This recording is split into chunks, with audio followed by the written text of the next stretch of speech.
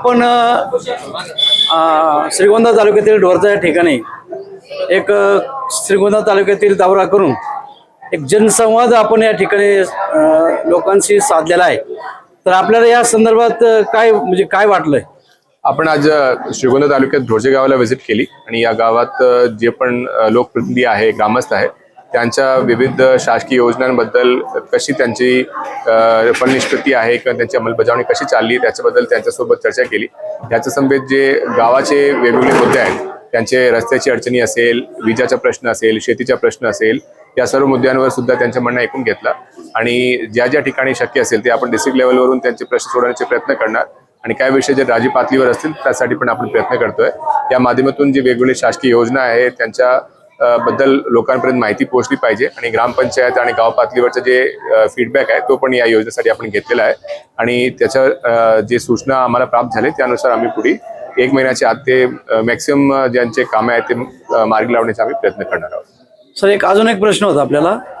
आपल्या नगर जिल्ह्यातील नगर तालुक्यातील बापकर गुरुजी आहेत।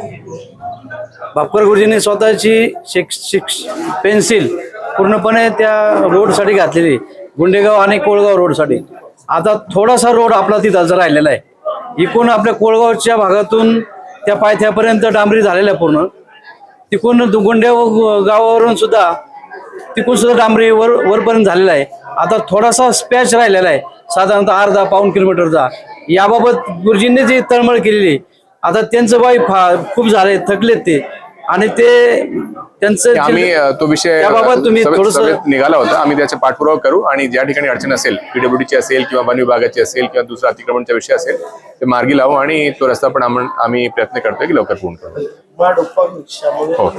1400 एकर आणि त्यात सध्या खरीपाचं सरासरी 5% म्हणजे 1088 हेक्टर क्षेत्र आहे।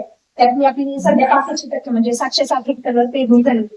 त्याच्यामध्ये मकाची 426 हेक्टरवर, मूग 142, उडीद 100 आणि बाजरी 40 हेक्टरवर पेरणी झाली। अलिंगच्या बाबतीत आपण सरांना हे दिले आणि त्यांना प्रकल्पाची बियाणं पण हवी। त्यात पण ही पेरून फक्त तेव्हा जास्त पाऊस होईल त्यानंतर करा। आणि फळबागेचं म्हटलं तर आताशी आपण त्यांची नाव घेतलेली MRS मध्ये आराखडा त्यांना आता 1 तारखेपासून निधीचे ते घेणार 25 आपले 13 नाव आहे आणि 4.5 आणि खताची काय अवेलेबिलिटी आहे म्हणजे कुठे आहे कृषी सेवा केंद्र? त्यांची काही कंप्लेंट वगैरे तुम्ही तपासणी वगैरे करता का? लिंकिंग वगैरेचा विषय, MRP पेक्षा जास्त पैसे घेतले, स्टॉक नाही, त्यासाठी क्वालिटी कंट्रोल म्हणून ते येऊन तपासणी त्यांनी ते बाहेर सूचना करून लावले आहे का किती स्टॉक अवेलेबल आहे, किती प्राइस आहे? तुम्ही फोटो वगैरे मी डिस्ट्रिक्ट लेवलला पण एकदम करतो पाठपुरावा। कोण जिल्ह्याचा हे प्रश्न आहे तो आपला 6 ते 9 आपल्या कोण जिल्ह्यामध्ये ते संध्याकाळी लोड खूप वाढतात म्हणून देत नाही।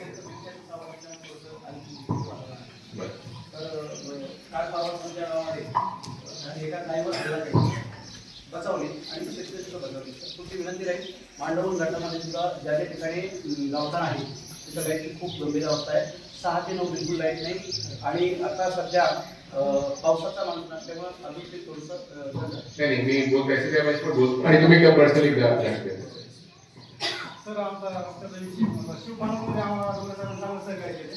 म्हणजे मध्य रस्ते शिवपाना हा 2 गावाचा मधला म्हणजे मध्य रस्ते कोणाच्या घरातून गेलाय किंवा मागच्या हातातून गेलाय त्या संबंधात आम्हाला मार्गदर्शन पाहिजे। काही रस्ते आमच्या गावात प्रॉब्लेम अडवलेलं आहे का?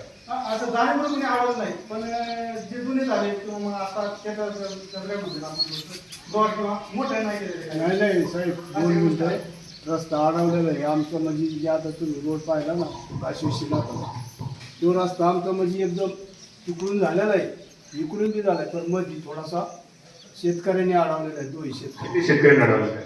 किती आहे संख्या? एका शेतकऱ्यांना अडवलं आहे का? 2 शेतकऱ्यांना अडवलं आहे। एक बाजूचे हे बाजू तलाठी कोणी आहे आपले? तुम्हाला माहित आहे का? काही केस वगैरे चालू आहे यांच्यात? काही टाकला नाही का मामले त्या वगैरे मध्ये? ओके, ते एकदा तुम्ही घ्या याच्यात डिटेल्स ते घ्या। बरं, नाही आम्ही नोंद घेऊ, तुम्ही आतापर्यंत लेखी काही दिला नाही पण आम्ही नोंद घेऊ आणि ते मोकळं करू।